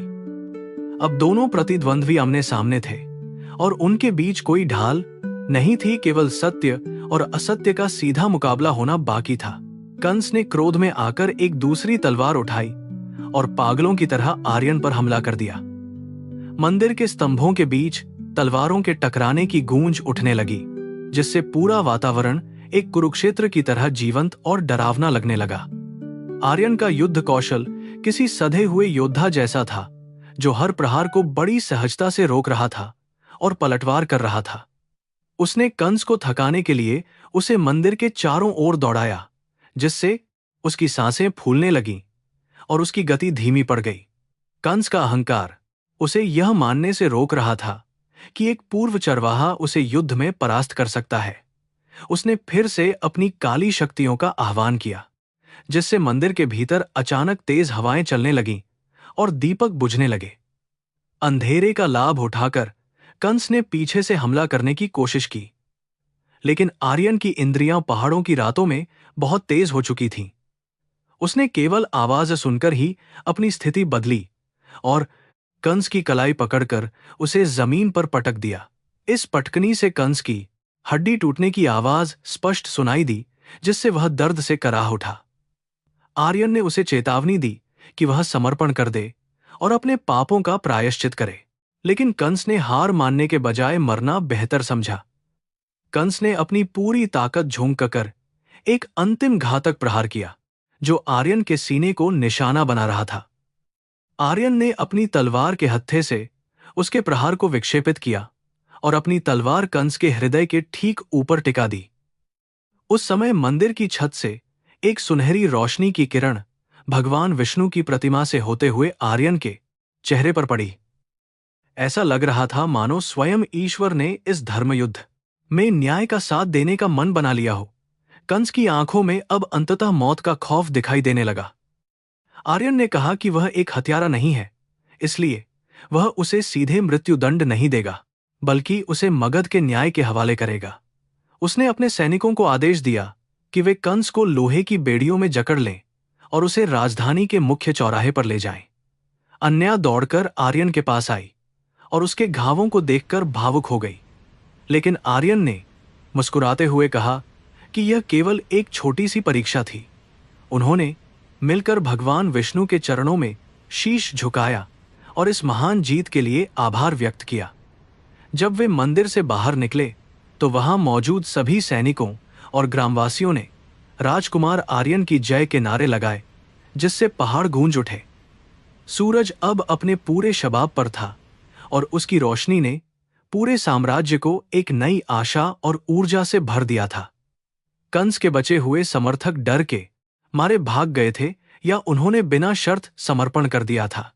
ये मगध के इतिहास का एक गौरवशाली क्षण था, जहां एक चरवाहा अपनी योग्यता और धर्म के बल पर रक्षक बनकर उभरा था। राजकुमारी अनन्या ने आर्यन की ओर देखा और महसूस किया कि यह वही व्यक्ति है जिसके साथ वह अपना पूरा जीवन बिताने का सपना देख सकती है।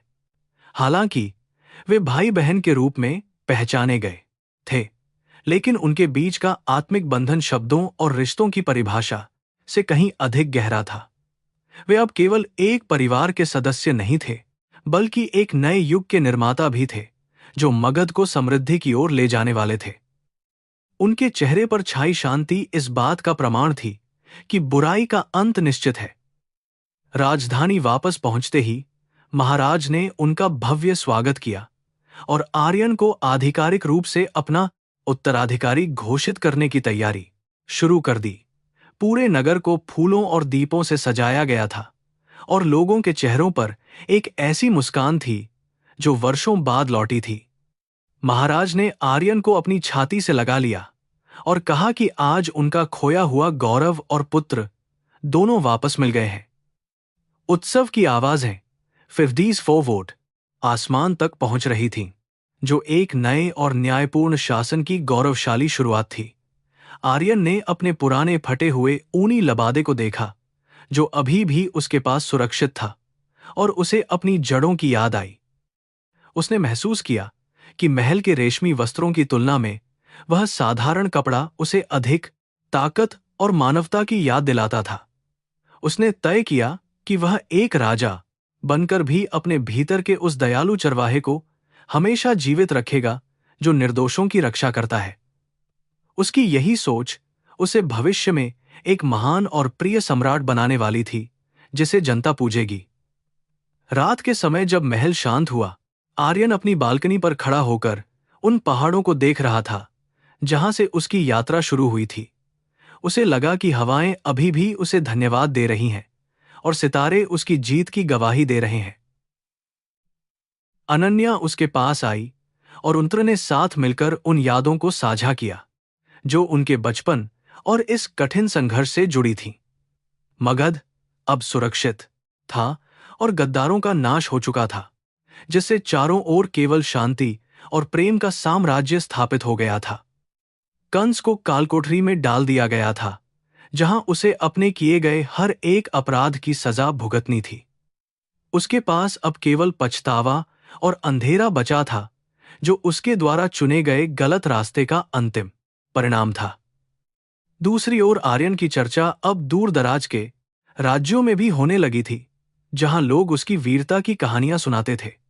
एक साधारण चरवाहे से एक महान राजकुमार बनने का यह सफर आने वाली पीढ़ियों के लिए एक प्रेरणादायक गाथा बन गया था। अंतिम दृश्य में आर्यन ने अपनी तलवार को भगवान के चरणों में समर्पित कर दिया और शांति का मार्ग अपनाने का संकल्प लिया। उसने महसूस किया कि असली जीत तलवार चलाने में नहीं, बल्कि लोगों के दिलों को जीतने और उनके दुख दूर करने में निहित होती है। अनन्या ने उसका हाथ थाम लिया और उन्होंने मगध के उज्ज्वल भविष्य की ओर पहला कदम बढ़ाया। हिमालय की ठंडी हवाएं अब भी चल रही थीं, लेकिन उनमें अब कोई डर नहीं था, बल्कि केवल खुशहाली और विजय का मधुर संगीत था। मगध की राजधानी में आज का सूर्योदय पिछले कई दशकों की तुलना में कहीं अधिक उज्ज्वल और शांतिपूर्ण प्रतीत हो रहा था। महलों की ऊंची प्राचीरों से अब डर की काली छाया पूरी तरह हट चुकी थी और चारों ओर केवल विजय के शंखनाद सुनाई दे रहे थे। नगर के हर घर के बाहर रंगीन रंगोलियां बनाई गई थीं और लोग अपने नए राजकुमार आर्यन के स्वागत के लिए सड़कों पर उमड़ पड़े थे। वातावरण में फूलों की सुगंध और पवित्र मंत्रों की गूंज ने एक नए युग के आगमन की घोषणा कर दी थी, जो न्यायपूर्ण था। आर्यन अपने विशाल राजसी कक्ष में खड़ा होकर दर्पण में अपना प्रतिबिंब देख रहा था, जहां आज उसने साधारण ऊनी लबादे के स्थान पर स्वर्ण जड़ित राजकीय वस्त्र धारण किए हुए थे। उसके माथे पर लगा चंदन का तिलक उसकी वीरता और सादगी का संगम लग रहा था, जो उसे अन्य राजाओं से बिल्कुल अलग बनाता था।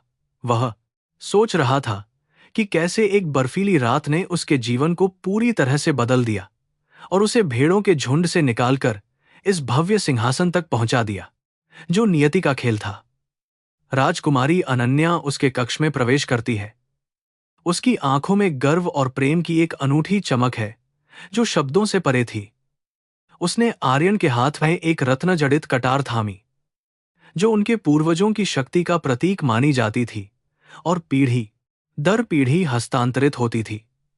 अनन्या ने धीरे से कहा कि आज केवल एक राजा का राज्याभिषेक नहीं हो रहा है, बल्कि सत्य और निस्वार्थ प्रेम की जीत हो रही है। आर्यन ने अपनी बहन का हाथ थाम लिया और महसूस किया कि परिवार का साथ ही सबसे बड़ी ताकत होती है। महल के मुख्य दरबार में महाराज बृहद्रथ अपने स्वर्ण सिंहासन पर विराजमान थे। उनकी आंखों में संतोष के आंसू थे, जो वर्षों के इंतजार के बाद आए थे। उन्होंने घोषणा की कि आज से आर्यन मगध का नया सम्राट होगा और राज्य की बागडोर पूरी तरह से उसके सक्षम हाथों में होगी।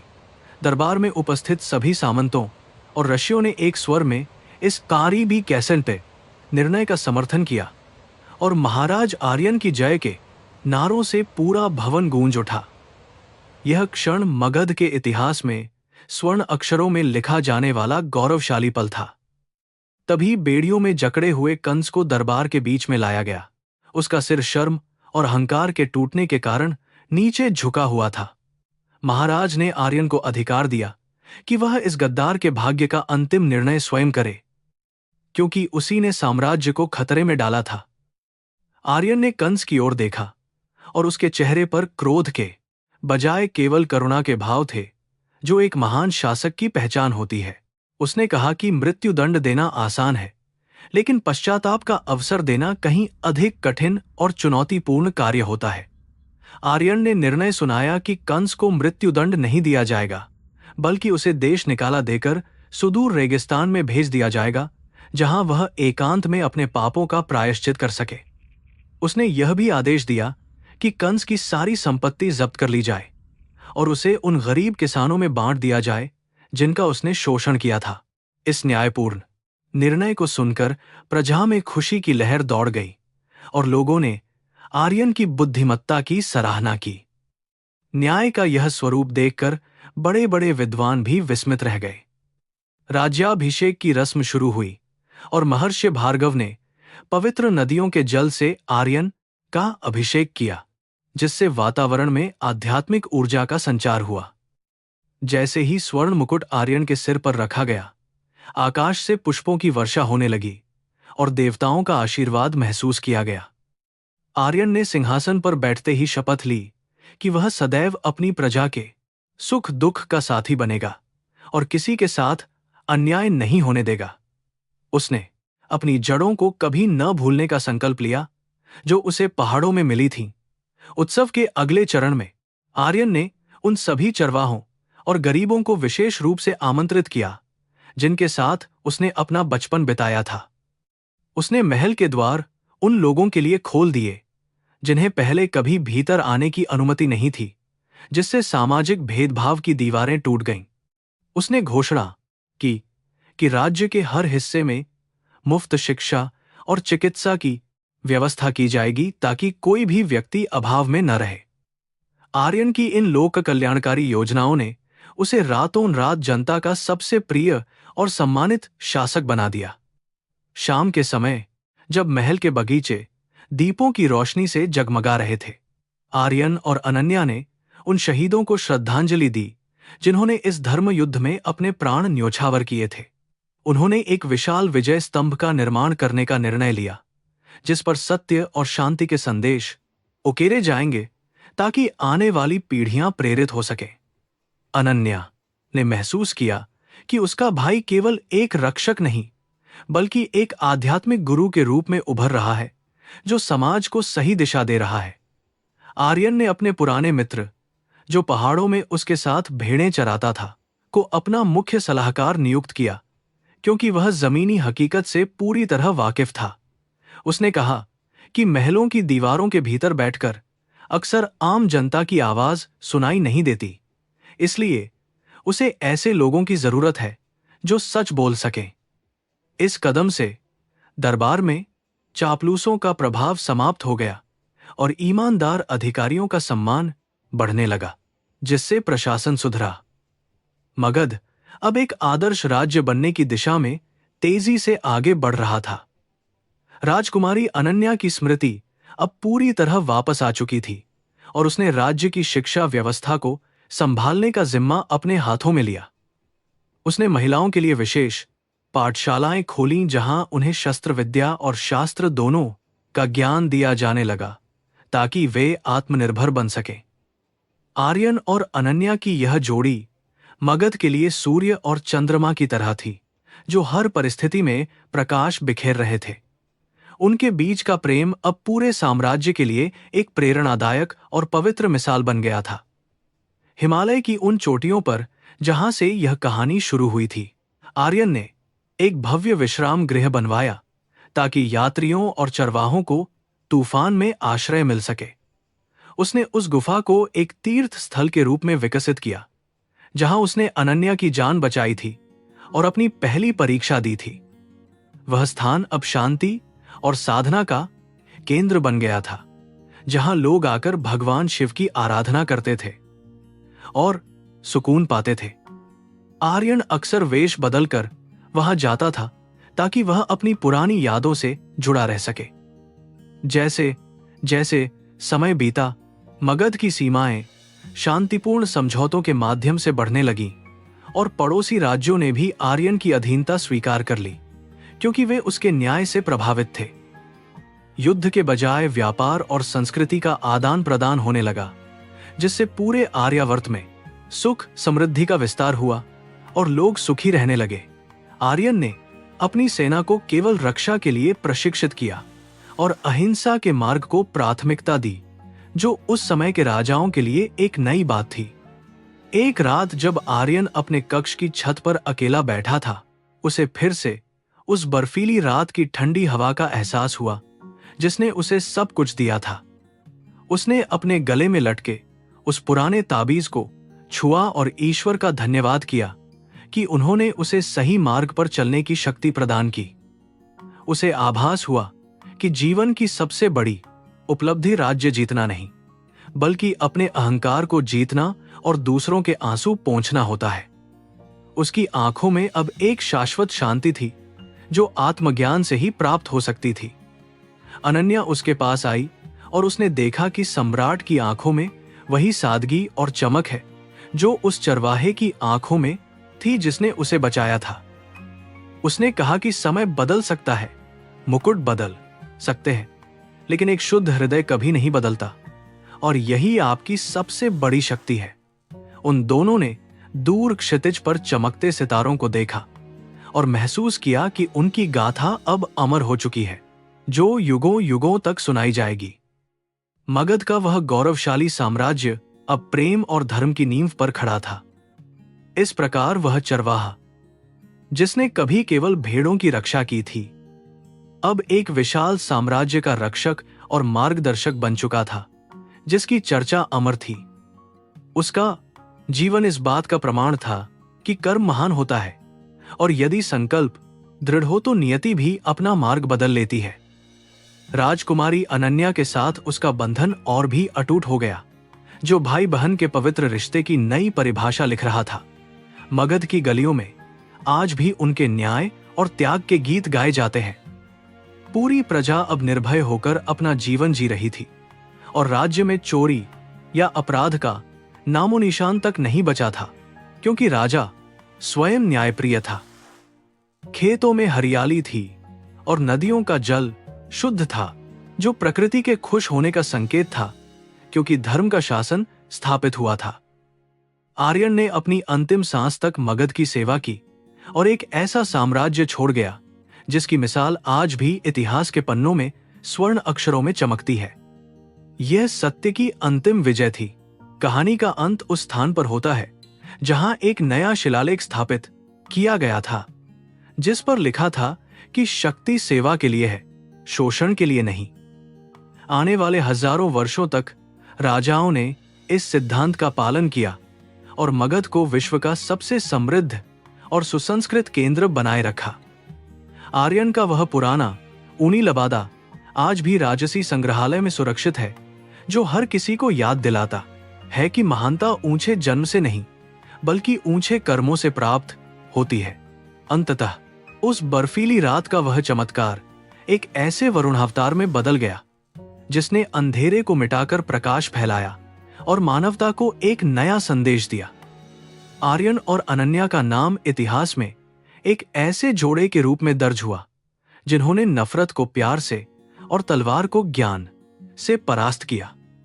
मगध के वे ऊंचे महल अब केवल पत्थर की इमारतें नहीं थे, बल्कि वे न्याय और करुणा के जीवंत प्रतीक बन चुके थे। यह कहानी यहां समाप्त होती है, लेकिन इसके आदर्श हमेशा जीवित रहेंगे।